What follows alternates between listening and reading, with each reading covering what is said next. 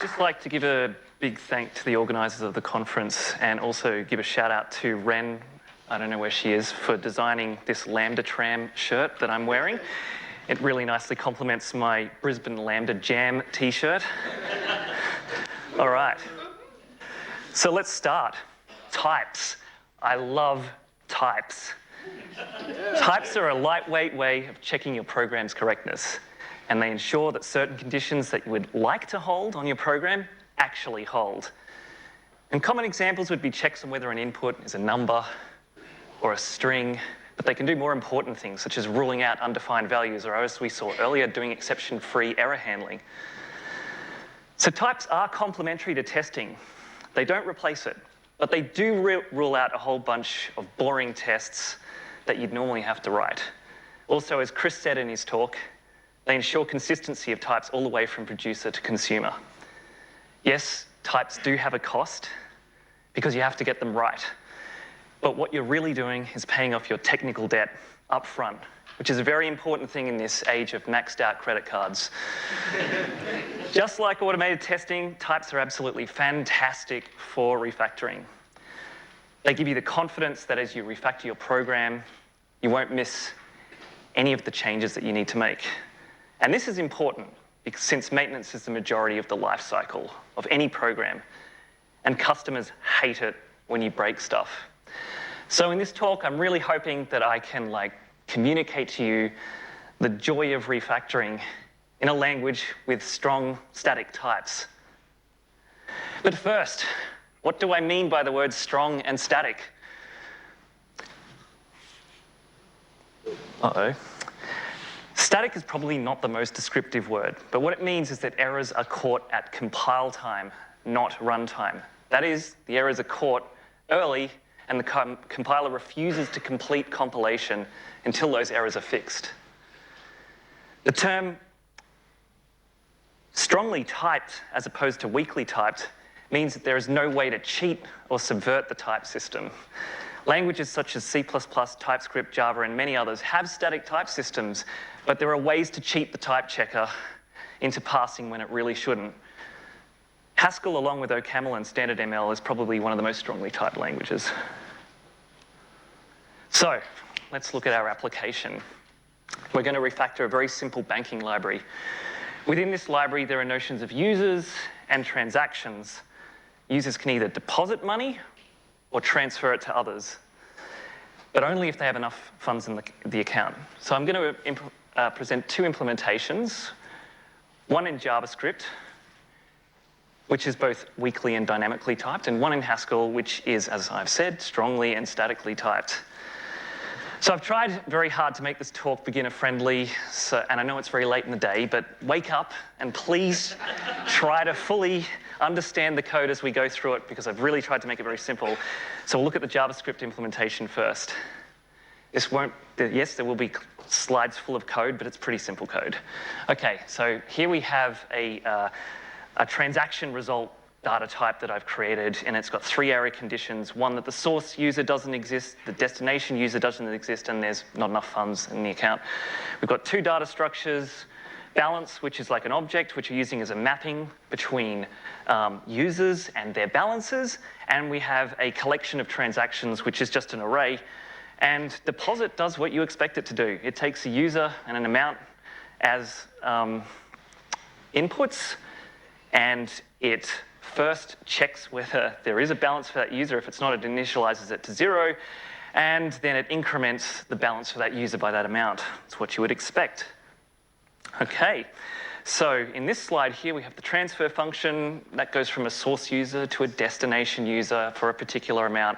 And the first part of this code is really just checking error conditions. So we're checking whether there is a source user balance, whether there's a destination user balance, and then we check if those two pass, whether the source user's balance is less than the amount. And if so, we return these three errors. If that all goes through, then we do the actual meat of the function, which is we just subtract the amount from the source user, add it to the destination user, and then we push the transaction into the collection, saying it's from the source user to the destination user for an amount, and we return a success. Okay, I think I've said everything I need to say about that one. Print transactions just simply iterates through all the transactions, printing out the details. Print user balances iterates through all the keys of the map, which are users, and prints out the user and their balance. And print error just prints out a value of the transaction result record we defined on the first slide. I hope that's all really straightforward. Okay. Finally, we have a convenience function that performs a transfer, checks the result for an error, and prints it if so. Nothing more needs to be said. It's just a wrapper function. These are the tests which we're going to use throughout this talk. First, we deposit money into Sean and Shane's account. Yeah, I know I was really creative when I wrote this. We then try to transfer money to Bob, who doesn't exist. This should print an error. We then try to transfer too much money to Shane, $1,100, when Sean's only got $1,000 in his bank. That should also print an error. We then transfer $560 from Sean to Shane, which should work. And finally, we print the transactions and the balances. Okay, now for the Haskell. I've tried to make this look as much as possible like the JavaScript. But up front, we need to define types, because Haskell's all about types. And so, unlike the JavaScript code, we don't have a transaction result, but instead a transaction error type, which can be one of 3 values and no more. There's no chance that we could return an error that does not exist, which we could do in the JavaScript. Transaction is a custom record type which can only have the fields tx source user, tx dest user, and tx amount, and they must be of the types I've put there, which are user, user, and integer, and user's just a string. Balance map is just like an object in JavaScript, except that the value part of the key value in this part has to be an integer and it can't be anything else.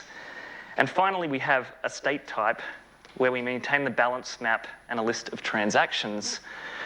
In order to keep the Haskell code as close to the JavaScript, I wrote the code in quite a stateful way, which is actually not a very Haskell thing to do.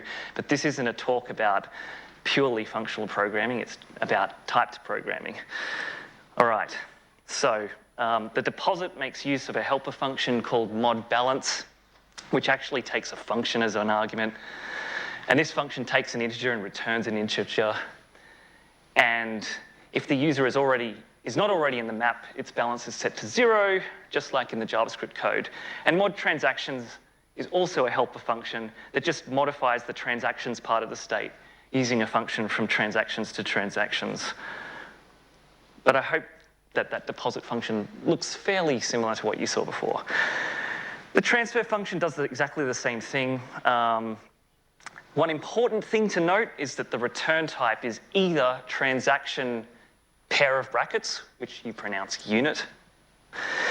Either is a type which can be either left or right. Lefts are errors and rights are successes. So first we look up both the source and destination in the balance map. In the first 2 pattern matches, which is where you can see the nothings up there.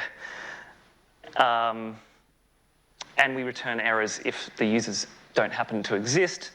And then we've got a 3rd pattern match here, which says just source val, which means the user did actually exist. And then we just check whether that source val is less than the amount. We return left, not enough funds, if that's not the case. And otherwise, we then use mod balance and mod transactions to decrement the amount, increment the amount for the destination user, and then add the transactions to the data structure. And finally, we return a right unit, which means success. All right. There's really nothing more to be said about these functions. They do exactly the same as in the JavaScript, just iterate through print stuff. Print error is a bit different in that it works on the transaction error data type instead of just like printing out the message field as in the JavaScript code. And finally, we have transfer and print error on failure, which is a wrapper function just like in JavaScript, exactly the same. Now that was quite an introduction. There's the tests, and they're exactly the same too. Let's run the tests. Okay, so we got the 2 errors. First, the destination user, Bob, didn't exist. The source user does not have enough funds. That's when Sean tried to transfer too much money. We have the balances afterwards, and we have the transactions from Sean to Shane, amount 560. Cool. Looks the same in Haskell. All right, now that's half the talk gone. So now we're going to perform some refactoring. Excellent. So the first refactor, we're going to basically what we want to do is add deposit transactions. So you might have noticed that deposits weren't mentioned in the transactions there. We want to add that, okay? So what we're going to say is that, oh, okay, the source user for a transaction is now optional. So we'll modify the deposit function to add a transaction with source user empty. Now in JavaScript, all types can be undefined or null, so there's no need to change any types. We just add a transaction in the deposit function, leaving source user field undefined, and we do it like this. So I'm not actually live coding, because it's very dangerous. All right, now let's run the program after we've made that change. And we get this annoying thing here where we've got like undefines, and it's like, yeah, you know, it's not like a runtime error has been thrown, but it's incorrect behavior. It's not, you know, we didn't think through this. So what we really have to do is go back in and change print transactions, and we have to check whether the source user is defined, and if so, we write print transfer from the source user. Otherwise, we set this prefix to equal deposit, and then we change the text a little bit, and that's our refactor. And finally, we're finished, and we run the program again, and we get what we kind of wanted. Now the deposits are there, so that's kind of nice. But you know, that refactor did not go that smoothly, so let's try doing it in Haskell now. So in Haskell, making the source user optional involves the use of a maybe type, since unlike JavaScript, values cannot be undefined. That's just how it is, and that's actually quite a nice little guarantee.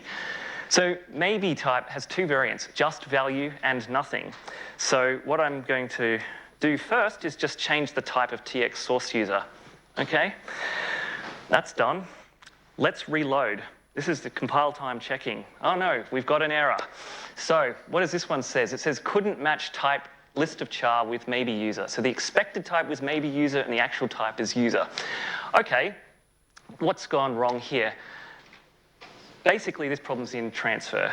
So we go in here and instead of putting source user, we put just source user because in transfer, the source user is defined. Okay, we've done that. Reload. And this time we see no instance for printf arg maybe user. What could that possibly have to do? We're printing something, maybe it might be print transactions. Okay, so what's happening here is that what we need to do is now say that's a maybe source user, and we need to do a case expression on this, and we need to do the right thing when it's just source user. Now, because I'm a very error-prone user, I'm going to forget to put the nothing case in. Maybe that wouldn't happen in real life, but I'm going to do it for this talk and see how Haskell saves us. Okay, so I've forgotten about the deposits. Oops. Let's reload. Okay, and then pattern matches are non-exhaustive in a case alternative. Thank you, Haskell. There we go. Put it in. And we are done. Except that we still have to add the transactions into the deposit thing, which is the first thing we did in JavaScript. But now that we've got rid of a few things, we still need to do that. There's no way the type system could know that you wanted to do that. They can't do everything. Okay. And finally, we finish off this thing. And we just add the transaction in. But this time, we have tx source user equals nothing. So it's you know, not defined. But this will do the right thing. So let's reload and run the tests. And we get the same result as we did in JavaScript. Okay, so second refactor. We're going to add a created at field to transactions because it's really good to know when transactions happened, especially when you're trying to detect fraud or something like that. So we'll start with JavaScript again. And so what we're going to do first is just add the created at field. And we're going to go down here and we're going to modify print transactions so that we show the created at field as well. Okay, and I've got t.created at toString there. All right, cool. Let's run this baby. And we have a runtime error because we forgot about the transfer function. And what's really interesting is that the transfer function actually succeeded. It's only when we went to print the transaction out that this runtime error came about. So really, it should never have succeeded in the first place, and we're only catching it later when we print it. Like, it was not correct for us not to add the field inside the transfer function. So I'm going to go fix that up now.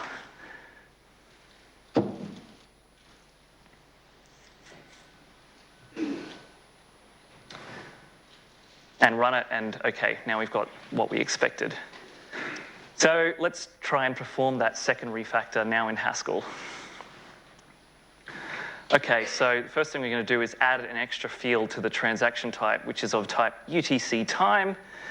We're going to reload and see what happens. And the first thing we get told is that constructor transaction should have 4 arguments, but has been given 3. That's because we're pattern matching on transaction inside the print transaction function.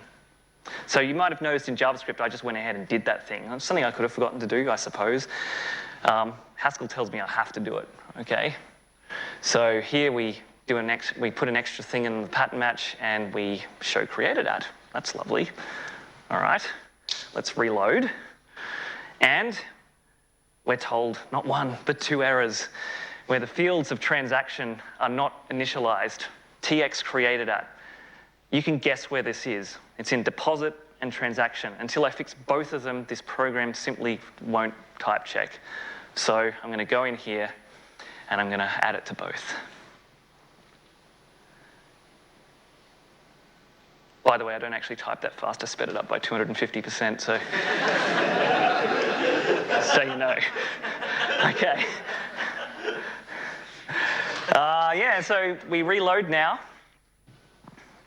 And we get the right result. That's the same as what we had in JavaScript before. Now, I'm now 17 minutes into the talk, and I really, really wanted to do, another refactor. And it was challenging to do this in 20 minutes because I have to present the program to you, you have to understand it, and then I have to refactor it. If I'd had half an hour, I would have shown you a much more involved example that if this doesn't convince you, this definitely would have convinced you. I like to call this kind of like refactor an open heart surgery because it really feels like that. You've like opened up the chest cavity and the bits are everywhere and you've got to fix it all up and make sure you get it all back in there in the end and hope it all works. Sorry? Yeah, sure. Okay, no problem. So with types, not only is it possible to do these kinds of refactors, in fact, in most cases, it just works afterwards. And I'm going to put up a video on YouTube, as I've mentioned here.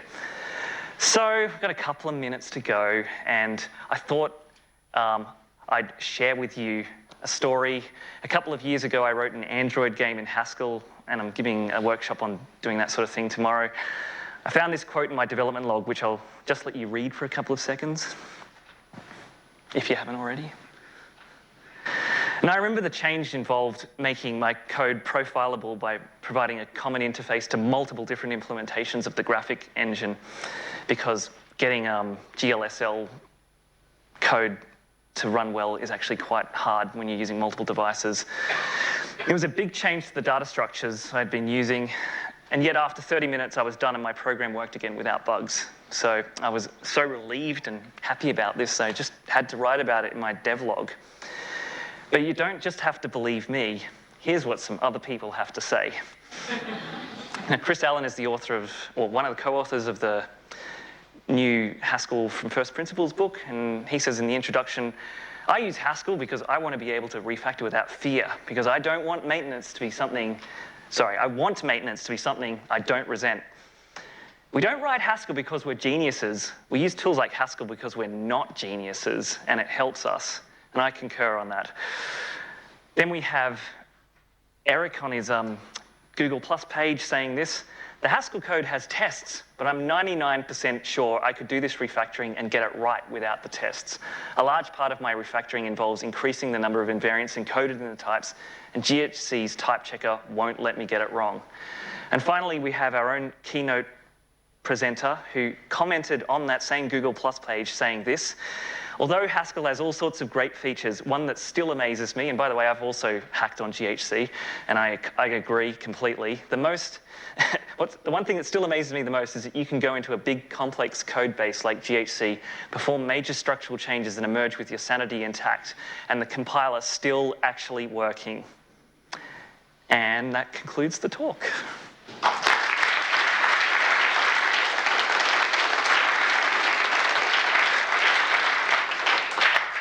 you, Sean. Does anyone have any questions?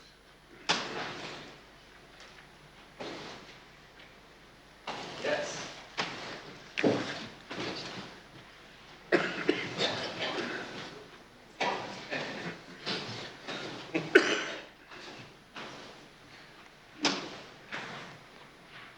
Is there ever a time where you felt types inhibited refactoring? I've never felt that they've inhibited refactoring, no. But I might say that they've sometimes inhibited developing something in the first place.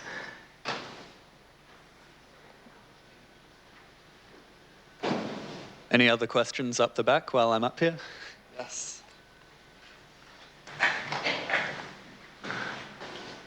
Do you have an example of one of those times from the previous question?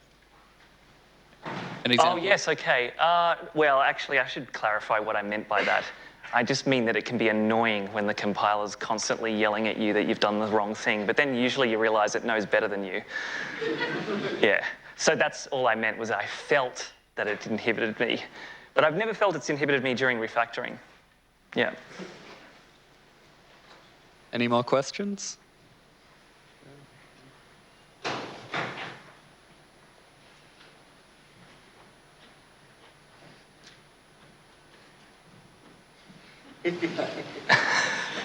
All right, thank you, Sean. All right, no problem.